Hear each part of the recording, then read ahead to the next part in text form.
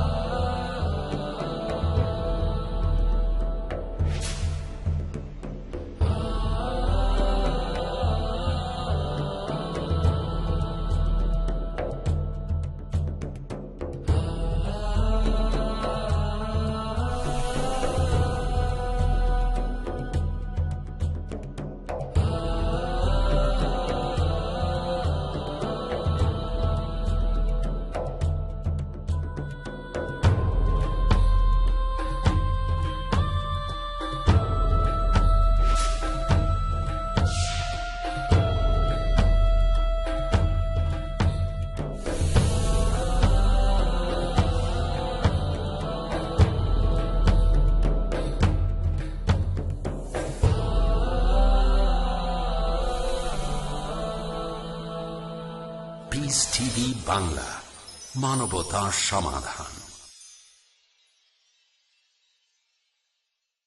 From this day on, forever be true.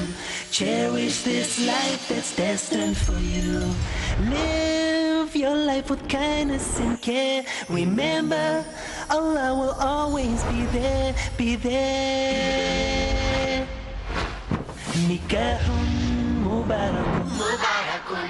Zawajun mubarakun, mubarakun. An-nikahu min sunnati. আলহামদুলিল্লাহ ওয়াসসালাতু ওয়াসসালাম আলা রাসূলিল্লাহ ওয়া আলা আলিহি ওয়া সাহবিহি আজমাইন, আম্মা বাদ। আউযু বিল্লাহি মিনাশ শাইতানির রাজীম। বিসমিল্লাহির রহমানির রহিম। হুন্না লিবাসুল লাকুম ওয়া আনতুম লিবাসুল লাহুন্না। রব্বি ইশরাহ লি সাদরি ওয়া ইয়াসসির লি আমরি ওয়াহলুল উকদাতাম মিন লিসানি ইয়াফকাহু কাওলি। আপনাদের সবাইকে স্বাগত জানাই ইসলামিক সম্ভাষণে। আসসালামু আলাইকুম ওয়া রাহমাতুল্লাহি ওয়া বারাকাতুহু। আল্লাহর দয়া, শান্তি এবং রহমত আপনাদের সবার উপরে বর্ষিত হোক। আজকে আমরা একটা বিশেষ অনুষ্ঠান করতে যাচ্ছি। অনুষ্ঠানের নাম হচ্ছে অর্ধাঙ্গিনী নাকি তিক্তাঙ্গিনী। আর এই অনুষ্ঠানে আপনারা যারা এখানে আছেন তারা আমাকে প্রশ্ন করতে পারেন বিয়ে সম্পর্কে, জীবনসঙ্গী বেছে নেয়ার ব্যাপারে, অথবা নিকাহ সম্পন্ন করা এ ব্যাপারে প্রশ্ন করেন, অথবা বিয়ে পরবর্তী জীবন সে প্রসঙ্গে, অথবা বিবাহিত জীবন কিভাবে কাটাবেন। এক কথায় বিয়েতে রাজি হওয়া তার মানে নিজে থেকে কবুল বলা। এর আগে যে প্রশ্নগুলো আসতে পারে সেগুলো, আর বিয়েতে রাজি হওয়ার পরে তার মানে কবুল বলার পরে যে প্রশ্নগুলো আসতে পারে সেগুলো, যাতে করে বিবাহিত দম্পতির জীবন কোরআন ও হাদিস অনুযায়ী হয়। এক কথায় আজকের এই প্রশ্নোত্তর পর্বে আমরা জানার চেষ্টা করব বিবাহিত জীবন কিভাবে সফল হতে পারে। এটা কি হবে ওয়েডলক নাকি প্যাডলক? বিয়ে যদি সফল হয় তাহলে ওয়েডলক, তা না হলে হবে প্যাডলক। বিয়ে নিয়ে কথা, তাই এই অনুষ্ঠানে পুরুষদের চেয়ে মহিলার সংখ্যা বেশি, প্রায় 50 জন মহিলা আর 10 জন পুরুষ। দুপক্ষই যেন সুবিচার পান সেজন্য মহিলারা 5-6টা প্রশ্ন করবেন, তারপর পুরুষদের একটা প্রশ্ন। আপনাদের প্রশ্ন হবে বিয়ে অথবা নিকাহ নিয়ে। ফিকা বা মাসাইল নিয়ে কোনো প্রশ্ন করবেন না, প্রশ্ন করবেন বিয়ে প্রসঙ্গে, বিয়ের আগে জীবনসঙ্গী বেছে নেয়া, বিয়ের পরে দাম্পত্য জীবন কিভাবে কাটাবেন এরকম প্রশ্ন। নারীর অধিকার বা পুরুষের অধিকার নিয়ে কোনো প্রশ্ন করবেন না, সেগুলো নিয়ে পরে অনুষ্ঠান করব। তাহলে আপনারা এখন আমাকে প্রশ্ন করতে পারেন বিয়ে বা নিকাহ প্রসঙ্গে, জীবনসঙ্গী বেছে নেয়া। হ্যাঁ, শুরু করতে পারেন। হ্যাঁ ভাই আরশি। আসসালামু আলাইকুম। ওয়ালাইকুম আসসালাম ওয়া রাহমাতুল্লাহি ওয়া বারাকাতুহু। ধরেন পরিস্থিতিটা এরকম যেখানে দ্বিতীয় স্ত্রী, আপনি সুবিচার না করলেও মাইন্ড করবে না, মানে সে বলল সমস্যা নেই, সময় দেওয়ার দরকার নেই, টাকা লাগবে না, সব কিছুই ঠিক আছে, তুমি শুধু আমার মাহরাম হবে। ঠিক আছে, এ ধরনের অবস্থাতেও কি প্রথম স্ত্রীকে জানানো প্রয়োজন? আর না জানালে সেটা কি অবিচার হবে? ভাই প্রশ্ন করলেন যদি দ্বিতীয় স্ত্রী বলে আমি মাইন্ড করব না যদি আমাকে সময় কম দাও, যদি টাকা না দাও, যদি সময় নাও দাও, শুধু আমার মাহরাম হও। মাহরাম তখনই হবেন যখন সময় দিতে পারবেন, তাই না? যদি সময় না দেন তাহলে মাহরাম হবেন কিভাবে? যদি মাহরাম হতে চান না, আপনার সুবিধা অনুযায়ী। আমার সুবিধা মতো। আচ্ছা, সময় দিও না তার মানে তো সময় নেই। আপনি কোনো আচ্ছা, মাসে সময় সমস্যা দিলেন নেই। একদিন, তারপর 3 মাস দেখা নেই। সমস্যা নেই, 1 টাকা বা 10 লাখ টাকা সমস্যা নেই, সমস্যা নেই। এভাবে বলেন। হ্যাঁ, বলবেন না যে কিছুই না। হ্যাঁ, ঠিক বলেছেন। আচ্ছা ঠিক আছে, তাহলে দ্বিতীয় স্ত্রী যদি বলে আমাকে সময় কম দিলে মাইন্ড করব না, কম টাকা দিলে মাইন্ড করব না, এরপরেও কি প্রথম স্ত্রীকে জানানোটা গুরুত্বপূর্ণ? হ্যাঁ, আমার মতে এরপরও প্রথম স্ত্রীকে জানানোটা গুরুত্বপূর্ণ, কারণ 7 দিনে একদিন সময় দিতে গেলেও মিথ্যে বলতে হবে। একদিন বের করবেন, এক্ষেত্রে প্রথম স্ত্রীকে কি বলবেন সে যদি জিজ্ঞেস করে? বলবো করলার কাজে যাচ্ছি। আচ্ছা, আপনি শুধু দ্বিতীয় স্ত্রীকে কল্যাণে রেখেছেন। এ ধরনের ক্ষেত্রে আপনাকে মিথ্যে কথা বলতে হবে, তাই আমার মতে জানানো ভালো। আর এছাড়া যদি দ্বিতীয় স্ত্রী এভাবে বলেও যে আমাকে বেশি সময় দেওয়ার দরকার নেই, তারপরও আমার মতে জানানোটা উচিত, কারণ আল্লাহ আমাদের বলেছেন সুবিচার করতে হবে।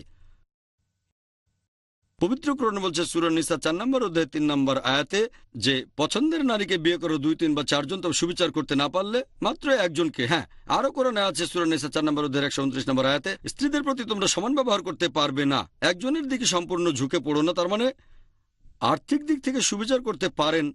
যদি একজন স্ত্রীকে একটা টয়োটা কিনে দেন তাহলে আরেকজনকেও টয়োটা, এমন না যে মার্সিডিজ আর টয়োটা, দুজনকে একই জিনিস দেন। সময় যদি সামান্য কম বেশি হয় তাহলে সমস্যা নেই।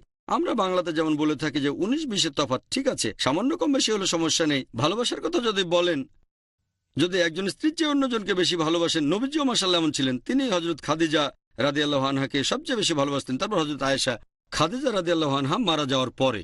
তার মানে এই না যে অন্য স্ত্রীদের অবহেলা করবেন। এগুলোর উপর ভিত্তি করে আমার মনে হয় যে এই ব্যাপারটা জানানো বাধ্যতামূলক। হ্যাঁ ভাই। প্রশ্নটা হলো যে ধরেন আপনি দ্বিতীয় বিয়ে করতে যাচ্ছেন, দ্বিতীয় স্ত্রী আমি গ্রহণ না, করবেন, আপনি যেই হোক, ধরেন একজন ভাই, বললেন তো যদি আপনি বিয়ে করেন, আমি না ইনশাআল্লাহ। একজন ভাই সবাই আমাকে টার্গেট করছে না। না না না, আচ্ছা এখন মনে করেন যে সেই মহিলা, সে বলল যে আমাকে বিয়ে করো, আর সেই মহিলা আরো বলল যে সুবিচার করতে হবে না। ধরেন স্বামী তার আর্থিক ভার বহন করতে পারবে না, সময় দিতে পারবে না, তবে মহিলা বলল কোনো সমস্যা নেই, প্রথম স্ত্রীকে যেরকম টাকা দাও সেটা আমাকে দেওয়ার কোনো প্রয়োজন নেই, ইত্যাদি ইত্যাদি। এটা করার কি অনুমতি আছে? এটা কি করা যাবে? সুবিচার করার জন্য ধনী অথবা গরিব হওয়াটা গুরুত্বপূর্ণ না। গরিব লোকের তুলনায় ধনী লোকের পক্ষে সুবিচার করাটা বেশ কঠিন। ধনী লোক একজনকে দেবে মার্সিডিজ গাড়ি, আরেকজনকে হয়তো দেবে একটা টয়োটা। সাম্যতা খুবই গুরুত্বপূর্ণ। এখানে ধনী গরিব কোনো ব্যাপার না, সুবিচারের ক্ষেত্রে টাকার কোনো গুরুত্ব নেই। তাহলে আপনার ইনকাম যাই হোক না কেন, হয়তো সেটা 5,000 টাকা, অথবা সেটা হয়তো 5 লাখ টাকা, অথবা 50 লাখ টাকা। সুবিচার মানে সমতা। সুবিচার মানে হচ্ছে পরিমাণে বেশি নয়। এমন না যে শুধু ধনী লোকেরা একাধিক বিয়ে করতে পারবে, গরিব লোক পারবে না, কারণ একজন মানুষের জীবন ধারণ করতে কত টাকা লাগে কোনো ঠিক ঠিকানা নেই। কেউ কেউ হয়তো সারা মাস খুব ভালোভাবে চালাতে পারে মাত্র 2,000 টাকা দিয়েই। কেউ হয়তো মাসে 2 লক্ষ টাকা খরচ করা পড়লো, আরে আমার এটা নেই, আমার ওটা নেই, আমি গরিব। আর আমাদের অর্গানাইজেশনে কারো বেতন হয়তো কয়েক হাজার, আবার কারো হয়তো কয়েক লাখ টাকা। এমনও হতে পারে যার ইনকাম মাসে 4-5 হাজার, সে হয়তো অনেক সন্তুষ্ট, হয়তো পরিবারও বড়, পাশাপাশি যে লাখ টাকা বেতন পাচ্ছে সে হয়তো সন্তুষ্ট না। আশা করি উত্তরটা পেয়েছেন। না, আসলে আপনি একবার এরকম কথা দিয়েছিলেন মাসে 4,000 টাকা দেবেন। কে? আপনি বলেছিলেন 4,000 আচ্ছা। দেবেন। ধরেন আপনার ইনকাম 4,000, হুম।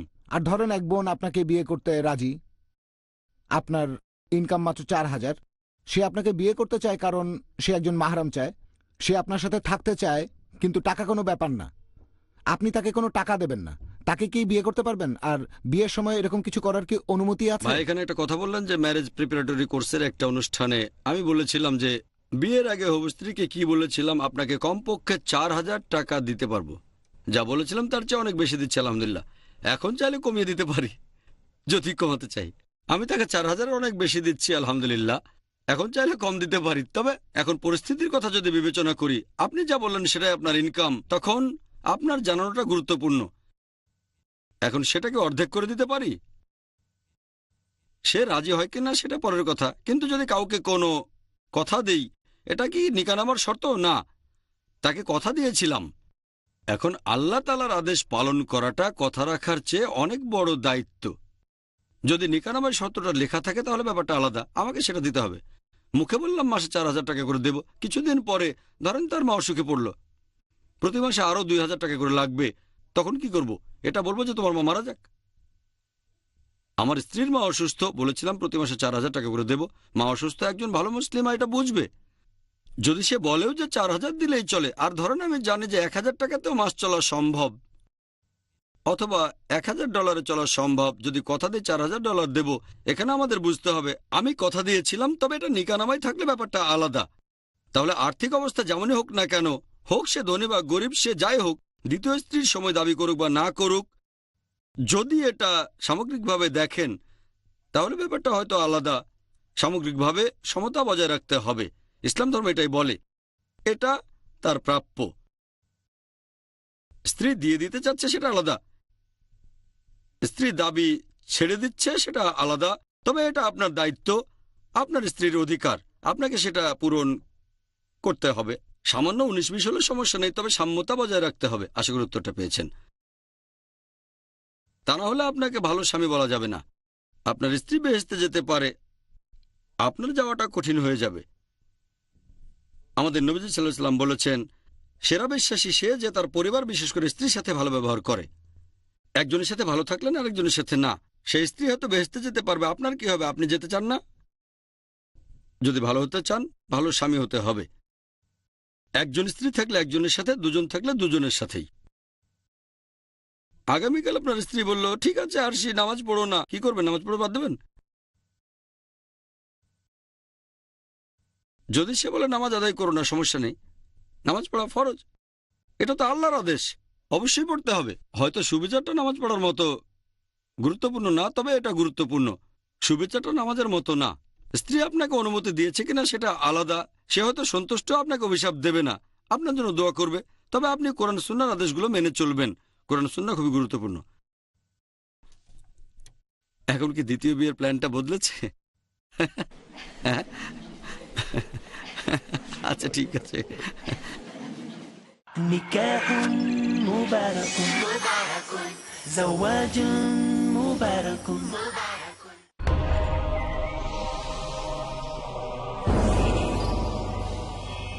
সেই তো একজন আদর্শ মুসলিম। ওয়ামান আহসানু দীনান মিম্মান আসলামা ওয়াজহাহু লিল্লাহি ওয়া হুয়া মুহসিন, যে তার সত্তাকে আল্লাহর জন্য একনিষ্ঠভাবে সৎকর্মপরায়ণ হয়ে অনুগত করলো।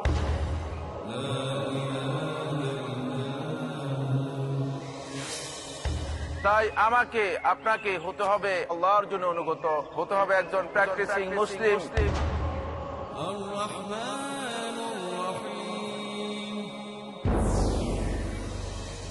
তাই একজন আদর্শ মুসলিম হতে হলে পিস টিভি বাংলায় দেখুন আমার আলোচনা, একজন আদর্শ মুসলিমের করণীয় ও বর্জনীয়।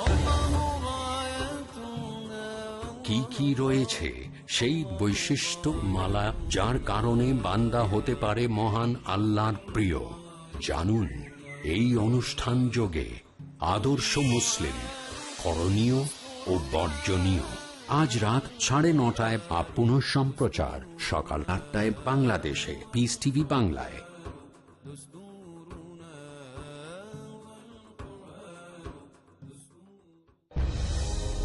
অতি উত্তম অর্থনীতি, সর্বোৎকৃষ্ট বাণিজ্য নীতি, সঠিক লেনদেন, বৈধ উপায়ে বড় লাভ। ইসলামী অর্থনীতি কত সুন্দরভাবে নূতন যুগেতে সফলতা অর্জন করেছে জানার জন্য দেখুন ইসলামী অর্থনীতি, আজ রাত 11টায় বা পুনঃ সম্প্রচার সকাল 10টায় বাংলাদেশে পিস টিভি বাংলায়।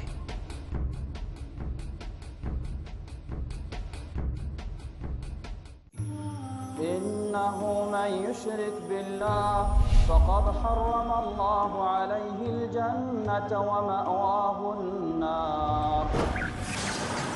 নিশ্চয়ই যে আল্লাহর সাথে শিরকে লিপ্ত হয়, আল্লাহ তার জন্য জান্নাতকে হারাম করে দেন এবং জাহান্নাম অবধারিত করে দেন। শহীদুল্লাহ খান মাদানী। জান্নাতে যাওয়ার এবং জাহান্নাম হতে বাঁচার একটি মাত্র পথ, তাওহীদ। আল্লাহ সুবহানাহু ওয়া তাআলার তাওহীদ জানার জন্য দেখুন আমার ধারাবাহিক দার্স কিতাবুত তাওহীদ। দেখুন কিতাবুত তাওহীদ পরবর্তী অনুষ্ঠান পিস টিভি বাংলায়। نكاح مبارك زواج مبارك হ্যাঁ বোন, আপনি বলেন। আসসালামু আলাইকুম। ওয়ালাইকুম আসসালাম রহমতুল্লাহ এই ওয়া প্রশ্নটা বারাকাতুহু। একজন টিনেজারের প্রেক্ষাপট থেকে। এখনকার দিনে এটা খুব কমন যে মানুষ প্রেমে পড়বে। এখন প্রশ্নটা হলো, আমার মুসলিম বন্ধুদের কিভাবে বোঝাবো যারা এরকম প্রেমে পড়ছে? তাদেরকে কিভাবে বোঝানো যায় যে এসব করাটা আসলে ঠিক না? আমার দ্বিতীয় প্রশ্নটা হলো, ছেলে বা মেয়েটা যদি গুণসম্পন্ন হয় তখন আমি তাদেরকে কিভাবে বোঝাবো? বোন, আপনি প্রশ্ন করলেন যে টিনেজারদের মধ্যে এটা এখন কমন যে তারা প্রেমে পড়ে যায়। আপনি তাদের কিভাবে বোঝাবেন যে প্রেমে পড়াটা ঠিক না, আর ছেলে বা মেয়ে গুণসম্পন্ন হলে কি করবেন? এটাই তো আপনার প্রশ্ন, তাই না? হ্যাঁ, মানে মেয়েটা ছেলেটাকে পছন্দ করে, ছেলেটা গুণবান, বা ছেলেটা মেয়েটাকে পছন্দ করে আর মেয়েটা গুণবতী। এখানে কোনো দেখতে হবে হারাম কাজ করবে না, হারাম কিছু করবে না, যেমন তাকিয়ে থাকা ইত্যাদি। মেয়েটাকে স্বভাব চরিত্র আর শালীনতার জন্য পছন্দ করেছে। প্রথমেই বললেন যে সাধারণত যখন টিনেজাররা প্রেমে পড়ে তখন তাদের কিভাবে বোঝাবো যে এটা ঠিক না, আর অন্যদিকে তারা গুণসম্পন্ন হলে এটার কি অনুমতি আছে, যে হারাম কিছু করবে না, এর অনুমতি আছে কিনা। প্রথমেই বলি যে প্রেমে পড়ার ব্যাপারটা এসেছে কোত্থেকে। হিজাব ভেঙে ফেলার কারণে এসেছে। অনেক সময় এরকম মনে হতে পারে যে মেয়েটাই ছেলেকে পছন্দ করলো কেন, ছেলেটা তো দেখতে ভালো না, অথবা মেয়েটা তো দেখতে ভালো না। তারপর যখন কথা বলবেন তখন পছন্দ করা শুরু করবেন। ব্যাপারটা বেশ অদ্ভুত। সেজন্য বেশি মেলামেশা করা, অপ্রয়োজনে মেলামেশা করা বিপরীত লিঙ্গের মধ্যে হলে বাধা দিতে হবে। এমন না যে কথাই বলবেন না, তবে বিপরীত লিঙ্গের সাথে কথা বললে দৃষ্টি সংযত রাখবেন। তাহলে এসব কিছু সৃষ্টি হয় হিজাব পালন না করার কারণে। হয়তো মেয়েটা ঠিক মতো হিজাব পালন করেনি, বা ছেলেটা হয়তো ইসলামিক পোশাক পরেনি, বা হয়তো ইসলামিক পোশাক পরেছে তাতে হিজাব পালন করা হয়নি। এটা হলো হিজাবের একটা দিক, অর্থাৎ সীমা। তারপর পোশাক ঢিলা হতে হবে, বেশি আকর্ষণীয় হবে না, বিপরীত লিঙ্গের পোশাক পরবেন না, অমুসলিমদের কোনো চিহ্ন পরবেন না। এরপর পোশাকের পাশাপাশি আপনি যেভাবে কথা বলেন, হাঁটা চলা করেন, যেভাবে ব্যবহার করেন, চিন্তা করেন, এই সব কিছু হিজাবের মধ্যে আসবে। ধরেন পোশাকের হিজাব পালন করলেন, কিন্তু ব্যবহারে হিজাব নেই। আরে কেমন আছো, এই তো খুব ভালো। খুব বেশি আবেগ দেখাবেন না। এখন হিজাব পরেও যদি এভাবে বলেন যে কেমন আছো, গলার স্বরে অনেক গভীরতা, অনেক কারুকাজ, অনেক ভালোবাসা, এভাবে কথা বলা ইসলামিক না। এমন না যে সবসময় শক্ত থাকবেন, স্বাভাবিকও থাকবেন। তারপর হাঁটা চলা, হিজাব পরেছেন কিন্তু হাঁটা চলা ঠিক নেই। যেভাবে চিন্তা করেন, হিজাব পরার পরেও মাথায় অনেক চিন্তা আসতে পারে, বা ছেলেটা বেশ সুন্দর অথবা মেয়েটা সুন্দর, এভাবে দেখা দেখি চলতে থাকবে। বিভিন্ন স্কুল আর কলেজে কথা বলা, হাঁটা চলা, চিন্তা ভাবনা, মন, নিয়ত সবকিছু একসাথে আসবে। তাহলে যদি হিজাবের কোনো একটা দিক ভাঙা হয়, সম্ভাবনা খুব বেশি থাকে মুগ্ধতা চলে আসার। আর এভাবেই আল্লাহ সুবহানাহু ওয়া তাআলা আমাদের স্রষ্টা, তিনি আমাদের সৃষ্টি করেছেন। যদি বিপরীত লিঙ্গের সাথে কথা বললে আপনার কিছু না হয়, তাহলে তো আপনাকে ডাক্তার দেখাতে হবে। যদি আপনি প্রায় বিপরীত লিঙ্গের সাথে কথা বলেন আর বলছেন এতে আমার কিছুই হয় না, তাহলে ডাক্তার দেখাতে হবে। কিছু একটা নিশ্চয়ই ঘটবে, অথবা সমস্যা আপনার। যদি ইসলামিক নিয়ম মেনে দৃষ্টি নিচু রাখেন, হিজাব পালন করেন, তখন কিছুই হলো না, তাহলে ঠিক আছে। কিন্তু আপনি স্বাভাবিক মানুষ, যদি কথা বলতে থাকেন, হ্যালো হাই হ্যান্ডশেক করলেন আর হাসি ঠাট্টাও করলেন অনেক, এই ধরনের ঘটনা ঘটলেই আপনি প্রেমে পড়ে যাবেন। এখন এই ধরনের ক্ষেত্রে স্কুল আর কলেজে এই প্রেমের ব্যাপারটা ইসলামিক নিয়ম থেকে অনেক দূরে। এর 99%ই কোনো গুণ না। গুণ থাকলে দুজনের একজন সরে যেত। হ্যাঁ, হয়তো সে গুণবান, তবে খুব বেশি না, তবে আলহামদুলিল্লাহ অন্যদের চেয়ে ভালো, আর সে প্রেমে পড়তে পারে, এটা সম্ভব। সে হয়তো অনুভূতিটা চেপে রাখতে পারবে না। যদি সেই ছেলে বা মেয়ের হিজাব কিছুটা কম থাকে, তাদের মধ্যে মুগ্ধতা আসতে পারে, আকর্ষণ। এরপরেও তারা হয়তো গুণসম্পন্ন, তবে পুরোপুরি না। বিয়ের আগে প্রেম ইসলাম ধর্মে এরকম কিছু নেই। LBW বলে কিছু নেই, ক্রিকেটে যেমন আছে লাভ বিফোর ওয়েডিং, ইসলামে এটা নেই। সেজন্য আমি সবসময় বলি, এখানে গুরুত্বপূর্ণ হচ্ছে বিয়ে করে ভালোবাসেন, ভালোবেসে বিয়ে করবেন না। এখানে গুরুত্বপূর্ণ হচ্ছে বিয়ে করে ভালোবাসেন, ভালোবেসে বিয়ে করবেন না। এরকম গল্প আছে Romeo Juliet, Laila Majnu, Siri Farhad. আর লোকে বলে লায়লা মজনু বা রোমিও জুলিয়েটের বিয়ে হলে তাদের জীবনেও অনেক রকম সমস্যা হতো। তাহলে গুরুত্বপূর্ণ হচ্ছে বিয়ে করে ভালোবাসেন, ভালোবেসে বিয়ে করবেন না। এবার দ্বিতীয় প্রশ্নটাতে আসি। বোন জিজ্ঞেস করেছিলেন যে একটা ছেলে আর একটা মেয়ে, তারা দুজনে ইসলামিক, দুজনেই গুণসম্পন্ন, তবে তারা প্রেমে পড়েছে। এখন একতরফা নাকি দুতরফা? একতরফা। একতরফা। দুতরফা হলে সমস্যা হতো, তাই না? আচ্ছা, তাহলে মেয়েটা একতরফা ভাবে একটা ছেলের প্রেমে পড়েছে। এখন ইসলামিক নিয়মে এটার অনুমতি আছে কি না? যদি মেয়েটা গুণবতী হয়, যদি সে পুরোপুরি হিজাব পালন করে থাকে, হিজাবের সব শর্ত পালন করছে, কথা বলা, হাঁটা চলা সব আলহামদুলিল্লাহ, তবে সে একটা ছেলেকে ভালোবাসে আর ছেলেটাও গুণবান, মেয়েটা তার প্রেমে পড়েছে, এটা কি গ্রহণযোগ্য? হ্যাঁ, গ্রহণযোগ্য। গ্রহণযোগ্য কারণ একটা ছেলেকে বিয়ে করতে চেয়েছে যাকে সে চেনে। ছেলেটা ইসলামিক, হ্যাঁ গ্রহণযোগ্য, তবে সেটা এখনকার দিনের প্রেমের মতো না, এটা একতরফা। সবচেয়ে ভালো যদি চেনে তাহলে প্রস্তাব দেবে, সহজ। প্রস্তাব দেবে ইসলামিক নিয়মে, হয়তো কোনো ভাইয়ের মাধ্যমে, বাবার বা চাচার মাধ্যমে প্রস্তাব পাঠিয়ে দেবেন। যদি মেয়েটা প্রেমে পড়ে, ভালো, এই অবস্থা বেশি দিন চলতে পারে না, ভালো। আপনি বললেন টিনেজ, হ্যাঁ টিনেজেও কোনো সমস্যা নেই। 18-19 বছর হলে সমস্যা নেই, ছেলের কাছে প্রস্তাব পাঠিয়ে দেন, খুব বেশি দেরি করবেন না। কে বলতে পারে হয়তো আপনি হিজাবের বাধা অতিক্রম করতে পারেন। এখন মেয়েটা ইসলামিক, সে কোনো ভুল কিছু করেনি, শুধু প্রেমে পড়েছে, ইসলামিক নিয়মে প্রস্তাব পাঠান। প্রস্তাব না পাঠালে পরে সমস্যা হতে পারে। আপনি হয়তো নিজের হিজাব পালন করতে পারবেন না, তাহলে প্রস্তাব পাঠিয়ে দেন। এখন মেয়েটা যদি ইসলামিক হয়, ছেলেটাও যদি ইসলামিক স্ত্রী চায়, সবকিছু ঠিক মতোই আছে, ছেলেটা রাজি না হলে ব্যাপারটা আল্লাহর হাতে ছেড়ে দেন। ছেলেটা যদি প্রস্তাব ফিরিয়ে দেয়, তখন মেয়েটা অন্য কাউকে খুঁজবে, বেশি ইসলামিক বা কম ইসলামিক, যাকে সে পছন্দ করে। তাহলে ইসলামিক নিয়মে যদি কাউকে পছন্দ করে এবং কোরআন সুন্নাহ অনুযায়ী, কারণ সে গুণসম্পন্ন, কোনো সমস্যা নেই, গ্রহণযোগ্য। মেয়েটা শরিয়ার কোনো নিয়ম ভাঙেনি, যত তাড়াতাড়ি সম্ভব প্রস্তাব পাঠানো উচিত, দেরি করবেন না। প্রস্তাব পাঠাবেন ইসলামিক নিয়মে, তারপর মিটিং করবেন, কথা বলবেন, আলোচনা করবেন। যদি সে রাজি হয় আলহামদুলিল্লাহ, রাজি না হলে সমস্যা নেই, মেয়েটা অন্য কাউকে খুঁজবে, ছেলেটা আরেকজনকে খুঁজে নেবে। আশা করি উত্তরটা পেয়েছেন।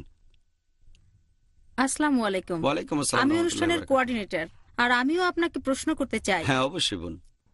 ইসলাম ধর্ম অনুযায়ী একজন স্ত্রী স্বামীর প্রতি কোন কোন দায়িত্ব পালন করবে? স্বামীর প্রতি একজন স্ত্রীর দায়িত্বের কথা যদি বলতে হয়, এখানে স্ত্রীকে খেয়াল রাখতে হবে যে সে যেন ভালো স্ত্রী হয়। আজকের এই অনুষ্ঠানটা শুরু করার আগে কোরআনের একটা আয়াত বলেছিলাম, সূরা বাকারা 2 নম্বর অধ্যায়ের 187 নম্বর আয়াত, হুন্না লেবাসুল লাকুম ওয়া আনতুম লিবাসুল লাহুন্না। অর্থাৎ তারা তোমাদের পরিচ্ছদ, তোমরা তাদের পরিচ্ছদ। তোমার স্ত্রী তোমার পরিচ্ছদ আর তুমি তার পরিচ্ছদ। পুরুষ স্ত্রীর পরিচ্ছদ। এখন পোশাক পরিচ্ছদ পরার পেছনে উদ্দেশ্য কি? আমরা যে পোশাক পরিচ্ছদ পরি তার উদ্দেশ্য হলো একজন আরেকজনকে রক্ষা করা, একে অন্যকে গোপন করা, একে অন্যকে সুন্দর করা। তাহলে স্বামী স্ত্রীর দায়িত্ব হচ্ছে যে একে অন্যকে সাহায্য করবে, একে অন্যের ভুলগুলো গোপন করবে, একে অন্যকে সুন্দর করবে, একে অন্যকে শক্তিশালী করবে। তাহলে এদের কাজ অনেকটা হাত আর গ্লাভসের মতো। এছাড়াও যদি ভালো করে দেখেন যে পবিত্র কোরআন মহিলাদেরকে বলেছে মহসেনা। মহসেনা মানে শয়তানের বিরুদ্ধে দুর্গ। কোরআনে অনেক জায়গায় বলা আছে। সূরা নিসা 4 নম্বর অধ্যায়ের 24 নম্বর আয়াত, সূরা নিসা 4 নম্বর অধ্যায়ের 25 নম্বর আয়াত, সূরা মাইদা 5 নম্বর অধ্যায়ের 5 নম্বর আয়াত, তারপর সূরা নূর 24 নম্বর অধ্যায় 4 নম্বর আয়াত, সূরা নূর 24 নম্বর অধ্যায় 33 নম্বর আয়াত। এরকম অনেক জায়গায় পবিত্র কোরআন মহিলাদেরকে বলেছে মহসেনা, অর্থাৎ শয়তানের বিরুদ্ধে দুর্গ। তাহলে একজন স্ত্রী তার স্বামীর জন্য শয়তানের বিরুদ্ধে দুর্গের দায়িত্ব পালন করবে। তার মানে স্ত্রী নিশ্চিত করবে সে যেন তার স্বামীর জন্য মহসেনা হয়ে থাকে। স্ত্রী নিশ্চিত করবে সে যেন তার স্বামীকে সরল পথে রাখতে পারে। যদি বুঝতে পারেন যে আপনার স্বামী কোরআন এবং সুন্নাহ থেকে দূরে সরে যাচ্ছে, আপনি তখন যথাসাধ্য চেষ্টা করবেন যাতে আপনার স্বামী বিপথে চলে না যায়। হতে পারে স্বামী নামাজ পড়ে কিন্তু সকালে ঘুম থেকে উঠতে পারে না।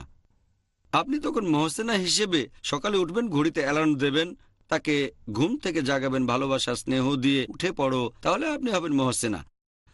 যদি জানেন স্বামী কোনো পাপ কাজ করে, তখন আপনি তার প্রতি সহানুভূতি দেখিয়ে ফিরিয়ে আনবেন। এখানে সম্পর্কটা হচ্ছে হাত আর গ্লাভসের মতো। এভাবে না, ও তুমি তো ভুল করেছো, এটা তো হারাম, এরকম না। ভালোবাসার স্নেহ দিয়ে আপনি আপনার স্বামীকে সরল পথে রাখবেন। এটাই হলো মূল কথা, হাত আর গ্লাভস। আপনাকে হতে হবে মহসেনা।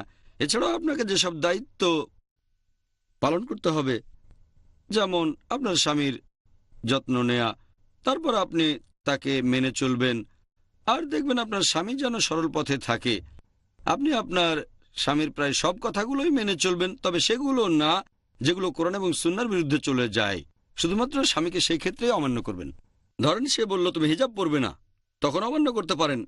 এটা বাদে ইসলামিক কোনো কিছু বললে সেটা মেনে চলবেন। মুবা কিছু করতে বললে সেটাও মানবেন।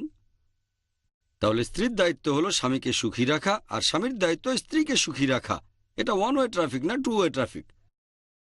একজন স্ত্রীর দায়িত্ব হচ্ছে তার স্বামীকে সন্তুষ্ট রাখা, আর স্বামীর দায়িত্ব স্ত্রীকে সন্তুষ্ট রাখা। এটা আগেও বলেছেন, নবীজি সাল্লাল্লাহু আলাইহি সাল্লাম বলেছেন যে সেরা বিশ্বাসী সে যে তার পরিবার বিশেষ করে স্ত্রীর সাথে ভালো ব্যবহার করে। তাহলে এটা টু ওয়ে ট্রাফিক। আর নিকা হলো বিয়ের চুক্তিনামা। নিকা বিয়ের অঙ্গীকারনামা। এটা আসলে দুজনের মধ্যে বোঝাপড়ার ব্যাপার।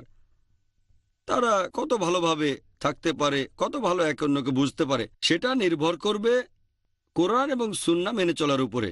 তবে খেয়াল রাখবেন আপনারা যেন লোক দেখানোর জন্য কোরআন সুন্নাহ না মানেন। মেনে চলবেন অন্তর থেকে। যদি স্ত্রী স্বামীকে শ্রদ্ধা করে, স্বামী অটোমেটিক্যালি স্ত্রীকে শ্রদ্ধা করবে। যদি স্ত্রী স্বামীকে শ্রদ্ধা না করে, স্বামীও করবে না। ধরে নিলাম স্বামী খারাপ, স্ত্রী যদি ভালো হয়, সে যত ভালো হবে স্বামীও তত তাড়াতাড়ি তার সাথে ভালো ব্যবহার করা শুরু করে দেবে। কোরআনে কথাই বলছে সূরা আনফালে যে তোমার শত্রুকে পরাজিত করো না, তাকে জয় করে নাও। যদি তার মনটাকে জিতে নেন, তাহলে কিছুদিন আগে যে ছিল শত্রু, তখন সে বন্ধু হয়ে যাবে। এটা সবার ক্ষেত্রে খাটে, জীবনসঙ্গীর ক্ষেত্রেও। তাহলে বোন, এই সম্পর্কটা অনেকটা হাত আর গ্লাভসের মতো। আশা করি উত্তরটা পেয়েছেন। আসসালামু আলাইকুম। ওয়ালাইকুম আসসালাম ওয়া রাহমাতুল্লাহি ওয়া বারাকাতুহু। আমার প্রশ্নটা হলো, একজন পুরুষ আর একজন মহিলা স্বামী স্ত্রীর হিসেবে আছে 10 থেকে 12 বছর।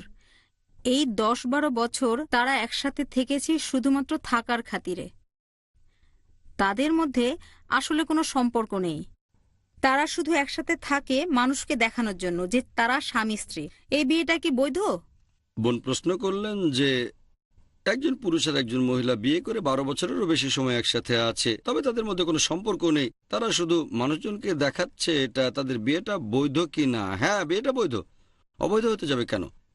বিয়েটা বৈধ। একসাথে থাকবে কিনা সেটা আলাদা কথা। তারা ভালো স্বামী স্ত্রী কিনা সেটা পরের কথা। তবে বিয়েটা বৈধ, কারণ তারা বিবাহিত। যদি কোরআন এবং সুন্নাহ অনুযায়ী বিয়েটা হয়ে থাকে তাহলে বিয়েটা বৈধ। তারা তো তালাক দেয়নি। তালাক না দিলে বিয়েটা বৈধ। হয়তো ভালো স্বামী বা ভালো স্ত্রী নয়, সেটা আলাদা ব্যাপার।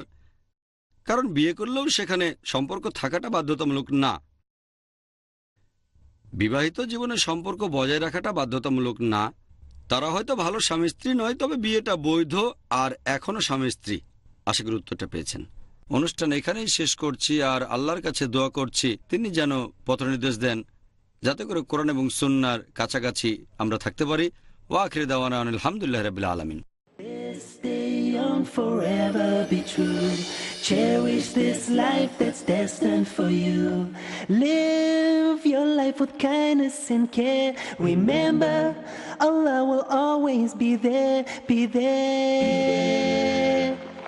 Nikahun mubarakun, zawajun mubarakun, النكاح من سنتي ما قال النبي هو الصحيح نكاح مبارك نكاح مبارك زواج مبارك আসসালামু আলাইকুম ওয়া রাহমাতুল্লাহ।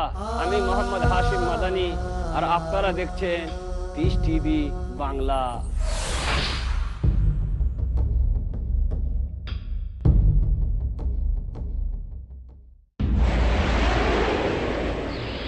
ডক্টর জাকিরের আন্তরিক বার্তা। Islamic bomb. ইসলাম এসেছে আরবি মূল শব্দ সালম বা সালমুন থেকে, যার অর্থ শান্তি। এটা মূল শব্দ সিলম থেকেও এসেছে, যার অর্থ নিজের ইচ্ছাকে আল্লাহর কাছে সমর্পণ করা। মানুষ ভয় পায় একদিন হয়তো আরবদের হাতে নিউক্লিয়ার বোম চলে আসতে পারে। তারা বুঝতে পারে না ইসলামিক বোম, শান্তির বোম অনেক আগেই পড়ে গেছে। এটা পড়েছে যেদিন নবী মুহাম্মদ সাল্লাল্লাহু আলাইহি সাল্লাম জন্মগ্রহণ করেন। পিস টিভি বাংলা, মানবতার সমাধান।